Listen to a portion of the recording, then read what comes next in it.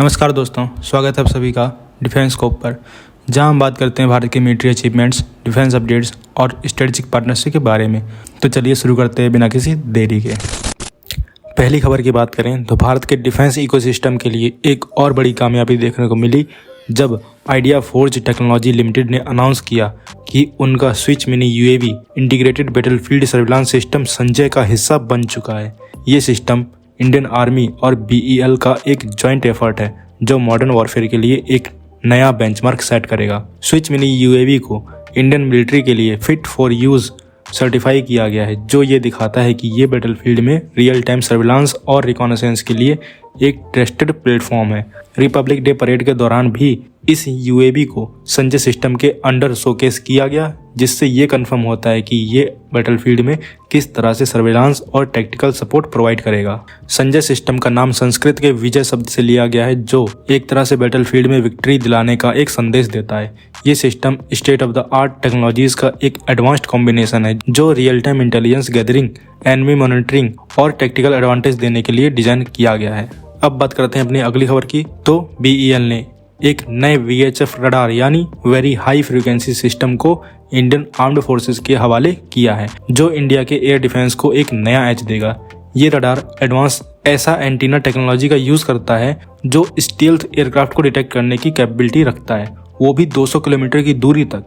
ये सिस्टम खास तौर पर चाइना के J-20 और पाकिस्तान के J-35A जैसे स्टील्थ फाइटर्स के खतरे को मिटिगेट करने के लिए डिजाइन किया गया है। स्टील्थ एयरक्राफ्ट अपनी रडार क्रॉस सेक्शन को एक्स बैंड और हायर फ्रीक्वेंसी रडार से छुपाने के लिए डिजाइन किए जाते हैं, लेकिन VHF radars longer wave length का यूज करते हैं जो स्टील्थ टेक्नोलॉजी का वीकनेसेस को एक्सपोज कर सकता है। ये रिले स्कैटरिंग के प्रिंसिपल पे काम करता है, जिसमें स्टील्थ जेट्स के छोटे कंपोनेंट्स भी डिटेक्ट हो सकते हैं। इस वजह से ये रडार एनिमी एयरक्राफ्ट को पहले ही डिटेक्ट करने की कैपेबिलिटी रखता है।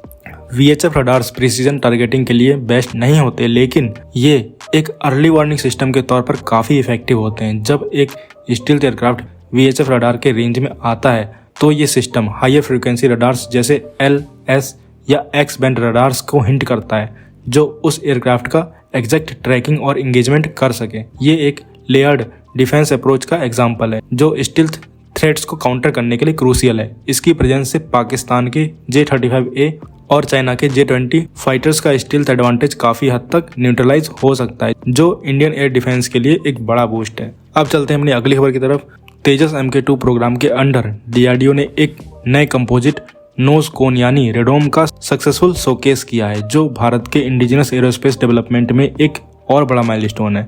पुणे में एक स्पेशल इवेंट के दौरान डीआरडीओ चीफ ने इस प्रोजेक्ट का प्रीव्यू दिया। नए रेडोम को हाई प्योरिटी कॉर्ड्स फाइबर से डेवलप किया गया है, जो स्ट्रक्चरल रीइंफोर्समेंट के लिए एक आइडियल मटेरियल माना जाता है।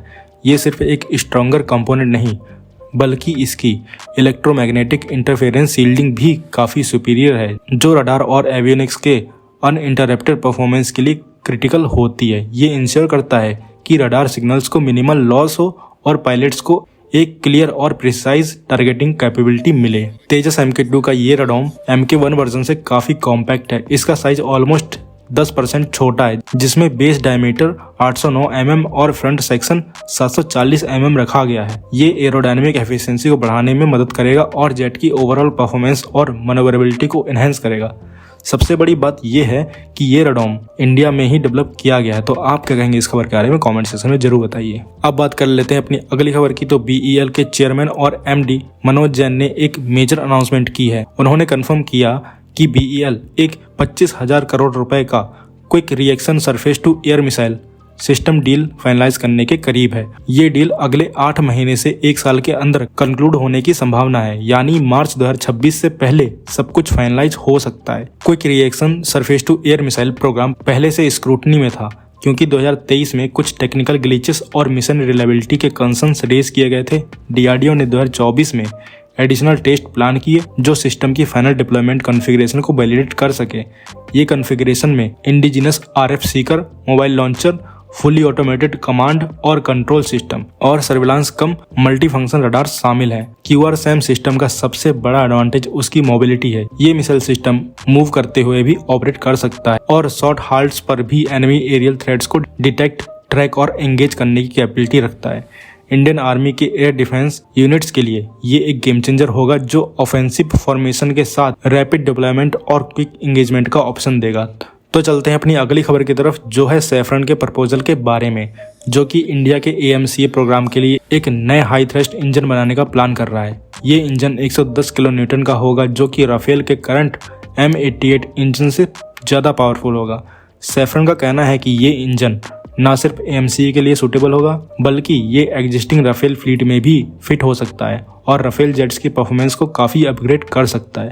सैफरन का प्रपोजल ये भी है कि जो डायमेंशंस हैं इस नए इंजन के, वो M88 के बराबर होंगे। इसका मतलब है कि राफेल जेट्स को अपने एयरफ्रेम या इंजन बे में मेजर मॉडिफिकेशंस नहीं करने पड़ेंगे, जो कि मेंटेनेंस को आसान और कॉस्ट इफेक्टिव बना देता है। मतलब ये जो ट्रांजिशन है वो स्मूथ होगा और ज़्यादा पैसा भी खर्च नहीं होगा।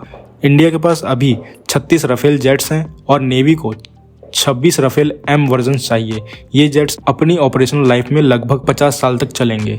जब ये इंजन अपग्रेड होगा तो 75 किलो न्यूटन से 110 किलो न्यूटन का ट्रांजिशन परफॉर्मेंस को काफ़ी बूस्ट देगा। ये थ्रस्ट टू वेट रेशियो को इम्प्रूव करेगा, जो कि राफेल को ज़्यादा पावरफुल बनाएगा। इससे कॉम्बैट की वर्सटैलिटी बढ़ेगी और डॉग फाइट्स या हाई मनोवर्स में भी बेटर परफॉर्मेंस मिलेगा। लेकिन ये सब कुछ इतना सिंपल नहीं है। नए इंजन का डेवलपमेंट और एग्जिस्टिंग फ्लीट में इंटीग्रेशन काफ़ी इन्वेस्टमेंट और टाइम लेगा, और ये इंजन लाइफ और मेंटेनेंस इंटरवल्स के लिए भी चैलेंजेस क्रिएट कर सकता है, जिसे ध्यान में रखते हुए डिसीजन लेना होगा। तो आप क्या कहेंगे इस खबर के बारे में कमेंट सेक्शन में जरूर बताइए। अब अगली खबर को देखते हैं, जो है इंडियन एयरफोर्स के MRFA टेंडर के बारे में।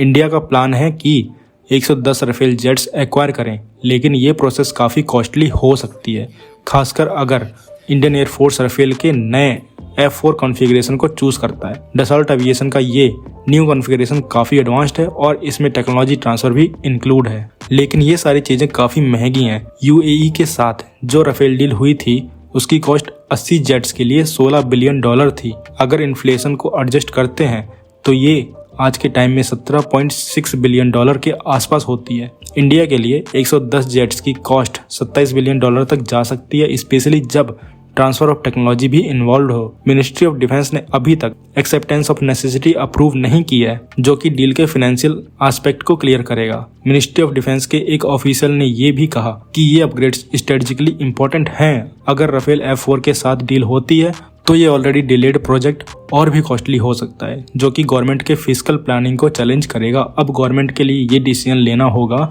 कि क्या वो राफेल F4 के साथ जाना चाहेंगे या अल्टरनेटिव एयरक्राफ्ट कंसीडर करेंगे। ये बैलेंस कैपेबिलिटी और बजट के बीच में डिसाइड करेगा कि इंडिया का एयर कॉम्बैट फ्यूचर किस डायरेक्शन में जाएगा। तो आप क्या कहेंगे इस खबर के बारे में कमेंट सेक्शन में जरूर बताइए। तो दोस्तों ये थी आज की डिटेल्ड अपडेट्स हमारे भारत के डिफेंस और इंटरनेशनल स्ट्रेटजीज के बारे में। अगर आपको ये वीडियो इन्फॉर्मेटिव लगा हो तो लाइक करें, शेयर करें और चैनल को सब्सक्राइब करना ना भूलें। आपका सपोर्ट हमें और बेहतर कंटेंट बनाने के लिए मोटिवेट करता है। मिलते हैं नेक्स्ट वीडियो में। थैंक्स फॉर वॉचिंग एंड जय हिंद, जय भारत।